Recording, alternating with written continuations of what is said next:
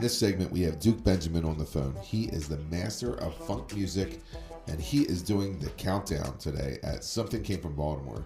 He is counting down the 10 most important funk bands of all time. Duke Benjamin, welcome to Something Came from Baltimore. All right, how you doing, man? What does the funk mean to you, and what do you think that, how do you know when something's like funky or funk? It's a combination of R&B, it's a combination of soul, and a combination of rock, all mixed together in a freestyle, more loose, less polished. That group would be Zap. They came, and of course they were discovered by Bootsy Collins. More bounce to the ounce, really, really modified funk when they came out. I don't know what he called it back then, but I guess they call it auto-tone now. But when he came with more bounce to the ounce, people was wondering what that weird voice was, and that hard, harsh clap snare became addictive. And of course you had the bass line that was very Bootsy Collins-ish, and that was the beginning of a couple of decades of hits, strictly funk hits at that.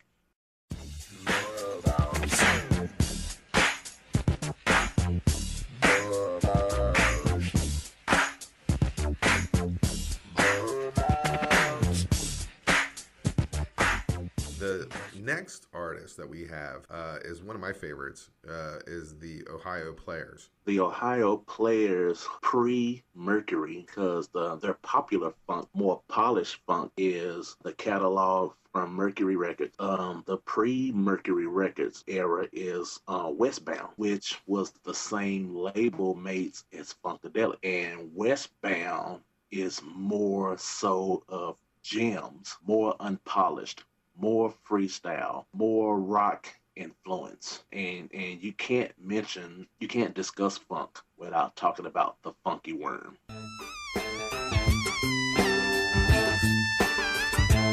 Going back in his hole just the same way he came out. Do we get paid for this? Yes. I want to know. Yes, of course. We do? Okay. Yes. All right. You're welcome. So the next one, Yeah. you're going to run with this one. It's Al Hudson and One Way. Their funk slash pop song is Cutie Pie. That's their funk slash pop song. But they had another string of some very funky cuts that got played on good R&B stations in the 80s and good house parties. They were staples at house parties. Mr. Groove, Push, Fancy Dancer, Pull, an extremely funky song called Can I?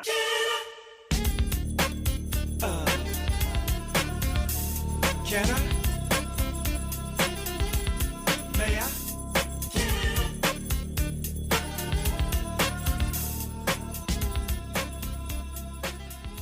But you cannot deny busting out of L7, Fired Up. And there's a new release. It's a live recording from the Street Songs time period. And if you listen to how that band gets down, you would, Rick James just needs to be on this list. Busting Out of L7, that's the first album that came to my mind when you asked me to do this. So what would you recommend for people to say, okay, this is the man who's bringing in the funk? Off the album Throwing Down, which people thought it was going to flop, but it was a very good album. Off the album Throwing Down, it's a song on there called Money Talks.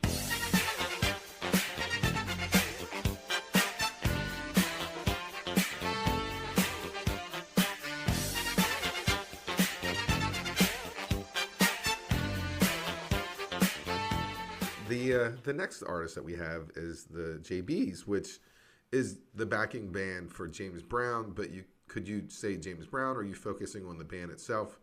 When you think of the JBs, you automatically have to include James Brown because he's the mastermind behind the production and composing all of the material. The JBs wouldn't be the JBs without James Brown's lead and production. So the JBs really is a band, and James Brown is part of it. So, what would you say Yeah. is the quintessential funk song for James Brown? Give it up, fool for fun. Give it up, fool for fun. Give it up, fool for fun. Give it up, fool for fun. Give it up, fool for fun. Give it up, fool for fun. We're at the halfway point of our countdown of the funk. We got Duke Benjamin on the line. He's counting down his favorites. They're not in any order. He wants to point that out. But as you go through the list, there's obviously some that you think may rank higher or lower. We're just putting them in order because we just gotta do that. So we are at number 5, which is Parliament. Who is Parliament to you, and what would you say is your favorite album or song of theirs? My favorite Parliament song has to be Flashlight. It was their pop song, but it was too good. It was too good. Bernie Royal, he really displayed his synth skills, and the bass line was mean.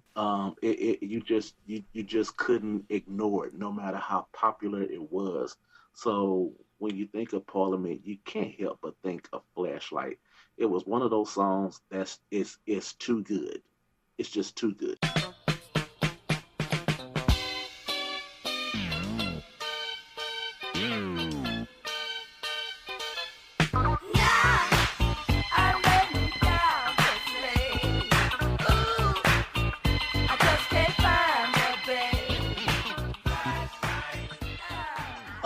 I believe that him and George Clinton was like Michael Jordan and Scottie Pippen, except Bootsy Collins was chasing the coattails of George Clinton. He was Scottie Pippen, but that's still an understatement to Bootsy Collins because we all know that George Clinton is the man. We Yeah, know that. yeah. But Bootsy was so good that when Parliament was touring, Bootsy was so good, Parliament started opening for Bootsy. Parliament was the opening act, and people were anticipating for Bootsy Collins. That's how good he was. That he pretty much, not in a bad way, but he basically became the act that everybody really wanted to see. He was that good. But you can't leave George Clinton out because, just like James Brown, George Clinton had his hands involved in a lot of his catalog. All right, so I got my own favorite of Bootsy. So I can't push you on this. You put some thought into it. There's so many cool Bootsy songs. And what would you recommend the audience to listen to? You mind if I mention one song that wasn't as popular, but it was good? Yeah, definitely. Yeah, you don't have to play hits. This is your favorites. Body Slam. Yeah, that's my song. That's my favorite song. Say I'm caught up in this traffic jam. Trying to get home to my baby again. She says she like it, she like the jam. But I'm gonna teach you how to body slam. So we're at number 3. We got Larry Blackman as the lead, and we're talking about Cameo. Oh man, I think I listened to Cameo more than all of the other 9 that I mentioned. It's a strong tie between Cameo and Bootsy. What's your favorite song from Cameo? Oh, I can't do that. I will at least say top 5 um songs. I can't pick a number 1 song. I won't do that. I love them too much. All right, so your job is to let people know, like, okay, they never heard Cameo before, and you got to give them one amazing funk song to say this is why they're so good. One amazing funk song. Flirt.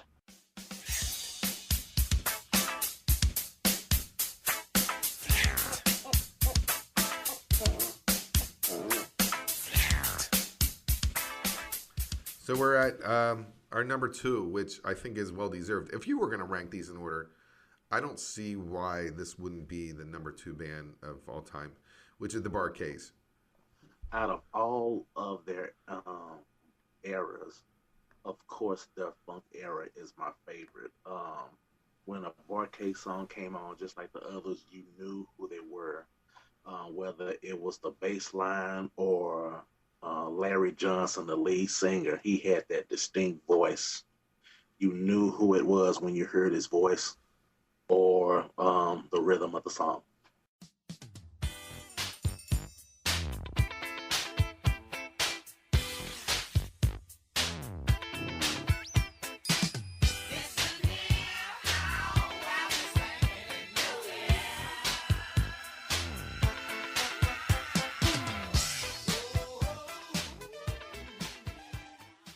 The group that Duke picked as his number 1 is Funkadelic. The stuff is just too good, and Funkadelic is most definitely an acquired taste. Mm-hmm.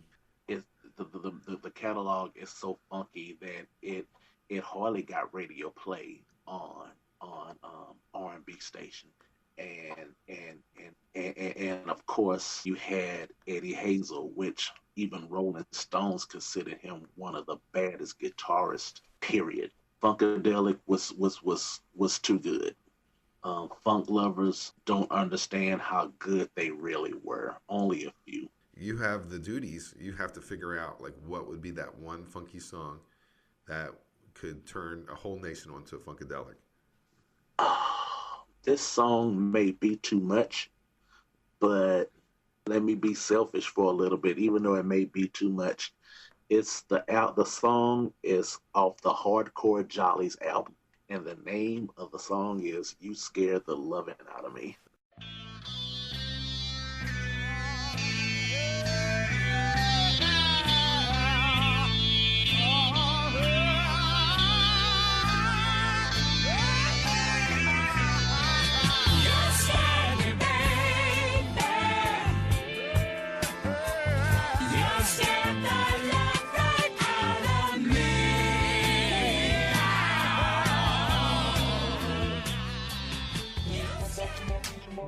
Something came from Baltimore, Baltimore.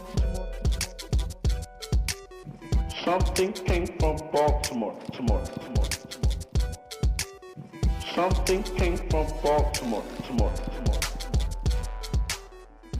All right, Duke Benjamin, thank you very much for coming on the show of Something Came from Baltimore. We went through your top 10 list of the most funky bands of all time. I thank you very much for being a correspondent and give us your insights. All right, you're welcome, and thanks for having me, man.